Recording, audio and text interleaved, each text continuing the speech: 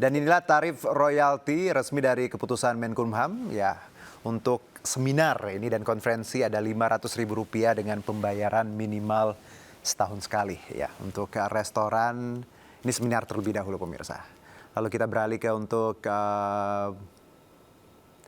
restoran dan kafe. Nah ini sebesar Rp60.000 per kursi per tahun ya. Baik untuk pencipta dan pemilik hak. Selanjutnya ya dari seminar konferensi restoran tadi, sekarang kita ke pub, bar dan bistro ya. Ini Rp180.000 per meter persegi per tahun. Jadi per meter persegi per tahun, baik untuk pencipta maupun pemilik hak. Dan untuk konser musik ada 2 skema ini pemirsa ya, untuk tiket berbayar dan konser gratis. Jadi ada 2 skema kalau untuk konser. Selanjutnya kita ke tarif royalti klub malam dan diskotik. Nah ini untuk yang dugem. Ini tarif yang dikenakan sebesar Rp250.000 per meter persegi per tahun untuk pencipta. Sementara untuk pemilik hak Rp180.000. Dan bank dan kantor ini juga dikenakan yakni Rp6.000 per meter persegi per tahun. Tidak sampai di situ ya. Tarif royalti masih menyasar bioskop juga, ini Rp3,6 juta per layar per tahun. Sementara di aspek lain ya, selain bioskop kita masih punya transportasi umum seperti pesawat, kereta, dan kapal. Tarif berdasarkan jumlah penumpang, harga tiket, serta durasi musik. Dan ini terakhir ya, pameran dan bazar tarifnya sebesar Rp1,5 juta per hari. Sementara untuk nada tunggu telepon, Rp100.000 per sambungan telepon per tahun. Oke.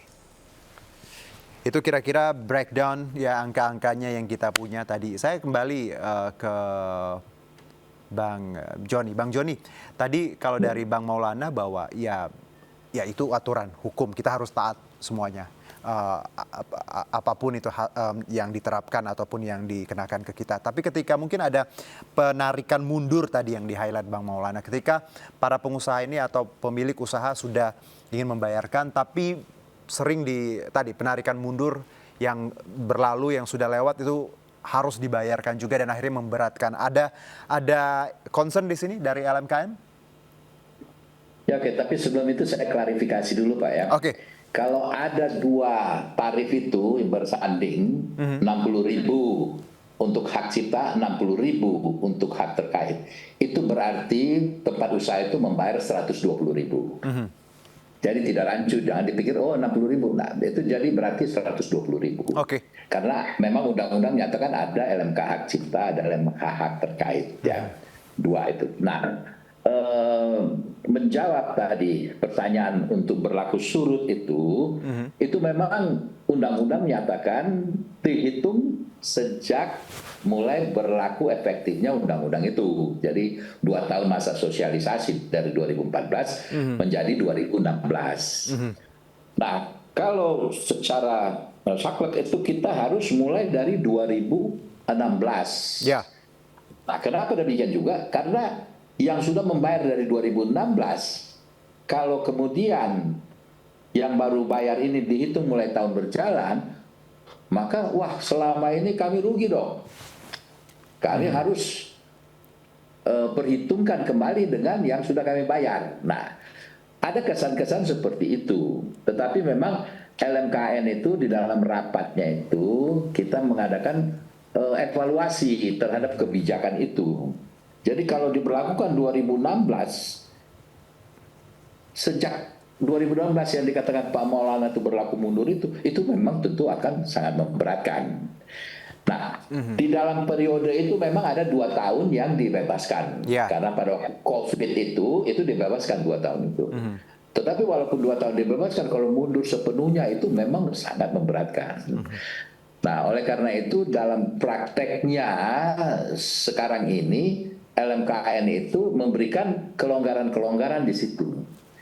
Nah, kami mau merapatkan itu dan memutuskan itu dengan semua LMK, bagaimana kalau ada pemutihan? Ya. Ya, dihitung mulai dari mundur misalnya 1 tahun atau 2 tahun ke belakang begitu. Misalnya kalau membayar mulai 2025, sedangkan tempat usaha itu sudah dari tahun 2016 ada, tapi jangan mundur ke 2016. Ya. Nah, apakah mundur 1 tahun ataukah mundur 2 tahun?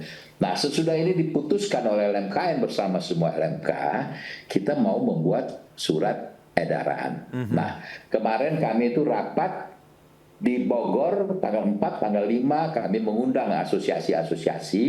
Nanti akan dilanjutkan mengundang juga asosiasi-asosiasi pengusaha. Kalau yang di Bogor kemarin asosiasi pelaku-pelaku musik. Nanti akan ada pertemuan lagi, itu mengevaluasi tarif yang ada sekarang. Oke, baik. Nah, mudah-mudahan nanti menjadi lebih ideal karena sudah mengundang lagi.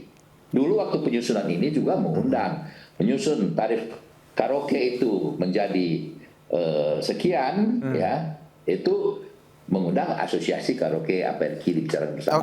Dengan PHRI juga waktu mau menetapkan tarif hotel dan restoran itu dengan PHRI kami menyusun bersama tarifnya yang ada sekarang ini. Jadi waktu itu melibatkan asosiasi. Nanti setelah evaluasi ini kami akan mengundang lagi asosiasi-asosiasi pengusaha untuk mari kita duduk bersama lagi, kita evaluasi dan kita susun yang baru. Nah, untuk jadi catatan begini, tarif ini yang menyusun itu sesuai dengan undang-undang adalah LMKN.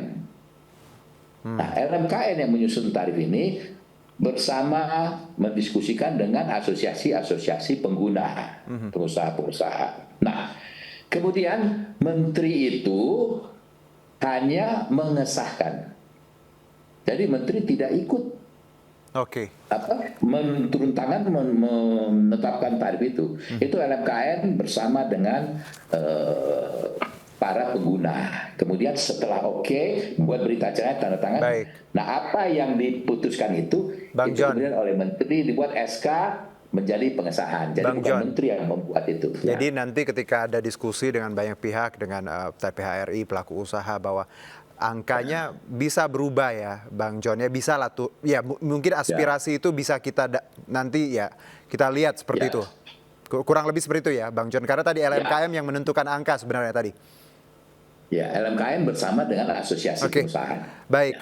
Satu saya mungkin ke Bang Maulana. Bang Maulana, ini PHRI tentunya ya nanti akan bertemu lagi dengan pihak LMKN. Sebenarnya saya bingung mau mengadu karena nggak ada regulator ya di sini, pemerintahnya nggak ada kan. Harusnya pemerintah juga kita undang diskusi agar bisa win-win solution seperti itu. Karena ketika kita bicara dua stakeholder yang ketok palu juga nanti pemerintah. Nah, saya ke Bang Maulana. Bang Maulana, ketika kita bicara musik dan restoran dan kafe, ya 30% pajaknya aja tuh ya hampir 30% pendapatan ya.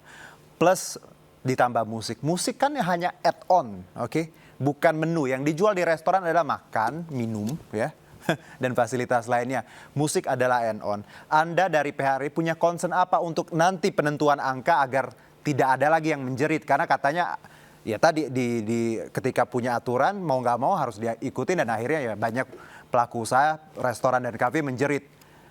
Bang Maulana. Ini. Ada satu hal yang ingin saya sampaikan ya, kita sudah bicara berkali-kali, kemarin kita juga kumpul dengan lumayan banyak anggota PHRI kemarin, ke 300-an, untuk mendengarkan pendapat mereka.